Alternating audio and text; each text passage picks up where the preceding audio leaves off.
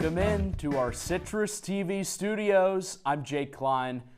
And before we get into this whole Beat the Bookie thing, I want to offer you some congratulations to you, the viewer. If you're watching this, that means you've made it. Another week of college football is here. And unlike all of my predecessors on this program, I intend to make some money. So let's do it. It's time to beat the bookie. Jerry, you better yell! Show me the money! Show me the money! All right, it's money-making time, but before we get to my bets, let's first review the misfortunes of our bow-tied betting buddy from last week, Max Gifford. You see it here, an ugly performance from Max. The fourth straight ugly performance. He goes 2-8, biggest win $9, and loses the program $52. Hoping for better fortunes than Max and from all of my predecessors on Beat the Bookie this fall, Nico Horning in first place, losing $20. That just about sums up how things have gone on Beat the Bookie so far this semester. But hey, I'm here to change that, and we'll start with my games of the week. All right, as chosen by Beat the Bookie overlords Adam Hipsky and Griffin Bloomstein, we begin in the land of Skyline Chili, where the 14th-ranked Cyclones of Iowa State come storming in from Ames, home of America's cleanest drinking water, to challenge Cincinnati. And no, that's not the canned chili you're smelling, but something's definitely fishy here. A ranked team getting 1.5 points on the road at Cincy? Sounds to me like Vegas is practically begging you to bet the Cyclones, so don't take the bait. Iowa State is one of the worst power conference teams against the outside run, and that's the bread and butter of Brendan Sorsby and this Bearcat offense. It sounds crazy, but Iowa State has not seen an offense like this all year, and Cincinnati's is pretty good. So let's take the Bearcats minus 1.5 points for $5. Now to T-Town, where the 10th-ranked Crimson Tide of Alabama are 10.5-point favorites over number 16 Vanderbilt. Now, don't forget, Vandy beat Bama a year ago, so the Tide will be searching for revenge, but it's just so hard to go against Diego Pavia. And former Syracuse linebackers coach Clark Lay, by the way. In his career between Vandy and New Mexico State, Pavia is 20-10 against the spread when he's plus the points. 20-10. Since he joined the Commodores, he's 9-2 against the number as a dog, and he's won 6 of those games outright. Diego Pavia plus the points? Yes, please. Give me $5 on the doors with the points. This ain't your daddy's Vandy. In the Sunshine State, maybe the biggest game of the season in the ACC goes down Saturday night at Doak Campbell Stadium, where number 18 Florida State hosts number 3 Miami. Canes are a 4.5-point favorite, but the number I like the most in this one is the over, 53.5. You've got two of the worst defenses in the country at getting off the field on 3rd and 4th downs against two top 20 offenses at finishing drives. I lean towards Miami on the spread against an FSU defense that got bowled over by Virginia last week, can't rush the passer, and ranks 82nd in pass coverage, but I know for sure this game will have plenty of points, so let's put another $5 on the over in Tallahassee. All right, we'll take a look now at the C-suite bets from our producers, Griffin Bloomstein and Adam Hipsky, and they're kind of lining up with me, at least on the first game, I guess. They go Bama minus 10.5 at home, and then the under in Miami FSU. Yeah, I don't love it, and that's why I picked against them. So we'll keep on riding with the C-suite finally back to even. We begin with the best of all of my best bets. If there's one thing I've learned as a college football fan growing up in the Commonwealth of Massachusetts, it's this. Things usually go well when you bet against the Massachusetts Minutemen. And nobody knows that better than Western Michigan offensive coordinator Walt Bell, who notably led UMass to a 2-23 record over his 3 seasons as Minutemen head coach. Now old Walt returns to the junkyard for the first time since he was fired by esteemed athletic director Ryan Bamford, and you know his Broncos are coming out on fire. Western has covered 4 straight first-half spreads, and UMass is just dreadfully awful. So I'm putting $50. Yep, that's right. $50 on Walt Bell and Western Michigan to start with a bang in Amherst and cover the first half spread, minus 6.5. Now, if you're in search of an appetizer for the Saturday slate, look no further than the West Coast, where New Mexico pays a visit to San Jose State on Friday night.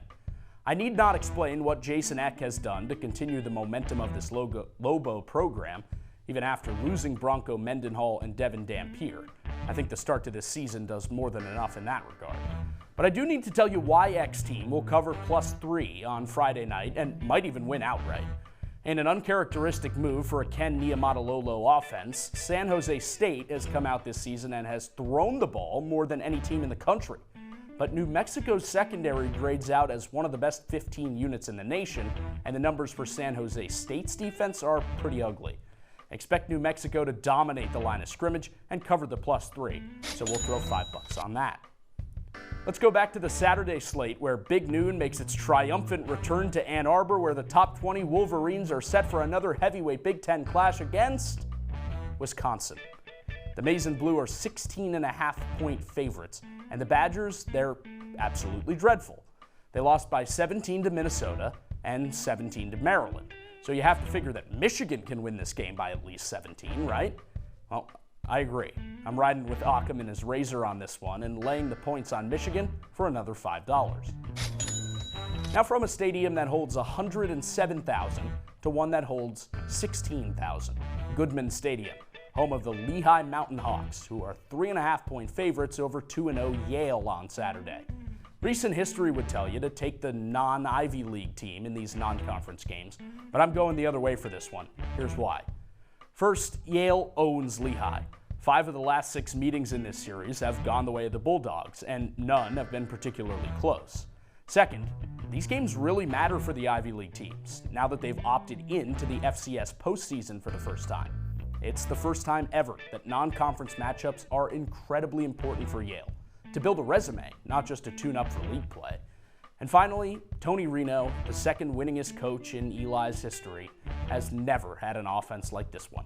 He's got the same reliable defense his teams have always had, but now he's also got maybe the best offensive line in the league, the best offensive player in the Ivy League in running back Josh Pitsenberger, and now a quarterback who transferred in from South Carolina.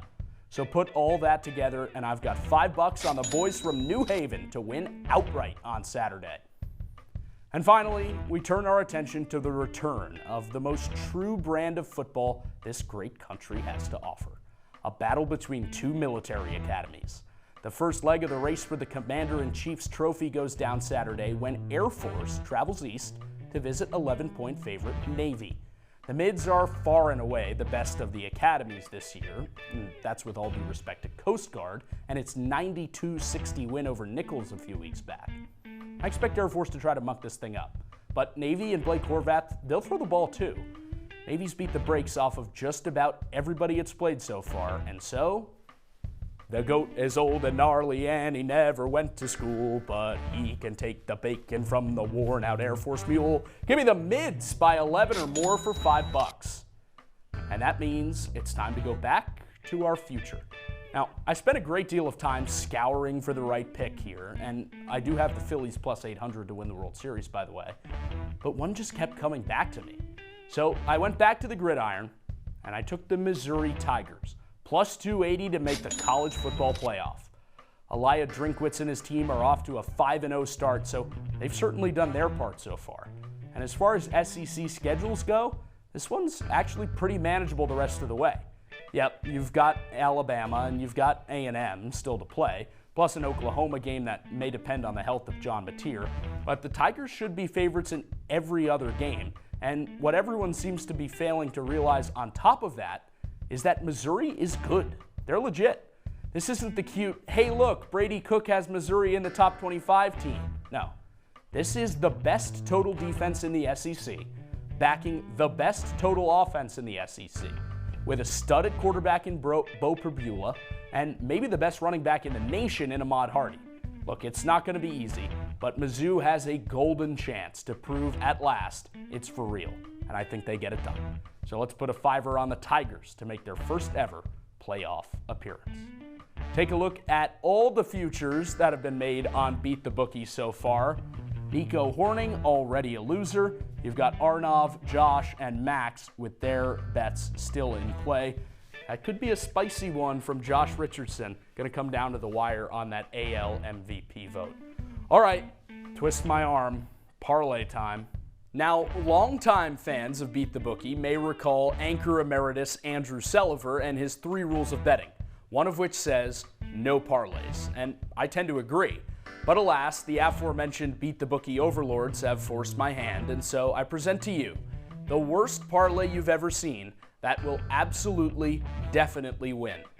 It begins in Tampa, where Byron Brown and USF's high-flying offense are minus 7,000 to take care of lowly Charlotte, which is still finding its footing under former Ohio coach Tim Albin. Bulls head man Alex Galesh is going to be coaching a big boy next season, but for now, his team will take care of business on Friday night. As will Penn State, which heads west to play maybe the worst team in any power conference. James Franklin may not ever win the big one, but he's going to win this one against UCLA, basically the exact opposite of a big game. So let's add the nits and keep on rolling to South Bend, where I expect Notre Dame to have its way with Boise State, as indicated by the minus 1,300 odds. The Irish offense has found a second gear with CJ Carr under center, and I just don't think the Broncos are the defense that's finally going to change that. And we finish off the can't-lose parlay with Ohio State over Minnesota. Should be no sweat for the Buckeyes, and should be no sweat for you, even if this parlay only nets you $1.50 for risking 10. So there you have it. Time to win some money, and we'll take a look one more time at all the picks from the week. In the games of the week, you got the favorite Cincinnati, the dog Vanderbilt, and the over in that Miami-Florida State game. Then the big boy, Western Michigan, minus 6.5 in the first spread on the road at the Junkyard. Plus you got New Mexico, plus 2.5 against San Jose State.